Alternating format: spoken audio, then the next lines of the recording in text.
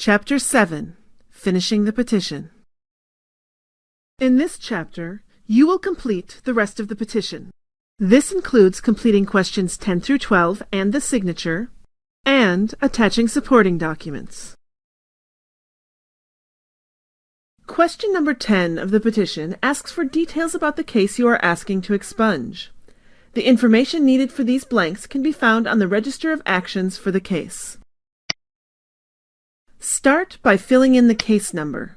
The case number and the court file number are the same. This should match the number you wrote on the caption of the petition. Next, fill in the city where the offense happened. This is not the same as the county. If you do not remember the city where the offense happened, you may need to contact the court in the county where your case is filed. Or, if you have a copy of your record from the Minnesota Bureau of Criminal Apprehension, or BCA, you may be able to find that information on that record. Next, fill in the type of offense and date of the offense. Then, check either the conviction or dismissal box and fill in the date of the conviction or dismissal. Next, enter the date of discharge. The discharge date is 6 months after the end of your probation or the date the judge issued an order discharging you from probation. Question number 11 asks you to name the victim or victims of the crime. For example, if the case involved theft from a store, you would list the name of the store as the victim. Or, if the case involved an assault, you would list the name of the person as the victim.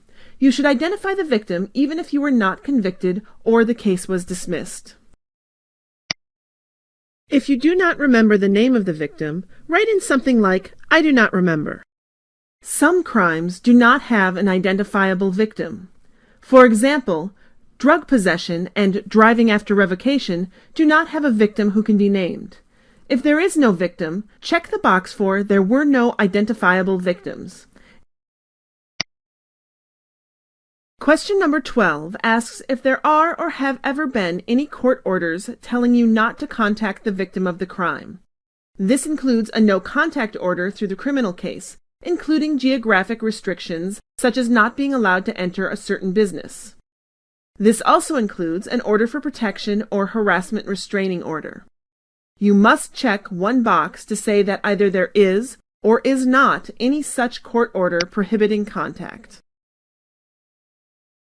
If there is an order now or was in the past, check the box stating there is a current or prior order and make sure to attach copies of any orders to your petition. If you do not have copies, you can get them from the court in the county where the case is filed. You do not need to get certified copies. Plain copies are fine. Be aware that there is a fee to get copies of these orders. If there is not or was not a current or prior order, check the box indicating there is not a current or prior order. You've already filled in the next 3 questions.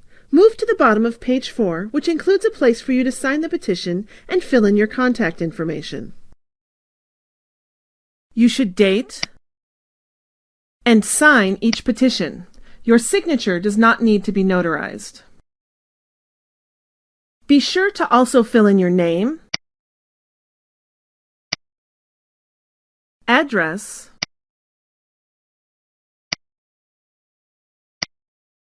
and phone number under your signature. You will also need to fill in the county and state where you signed the petition. For example, Anoka County, Minnesota. If you have letters or other documents supporting what you wrote in any of your answers and you want the judge to see those, you can attach those to your petition.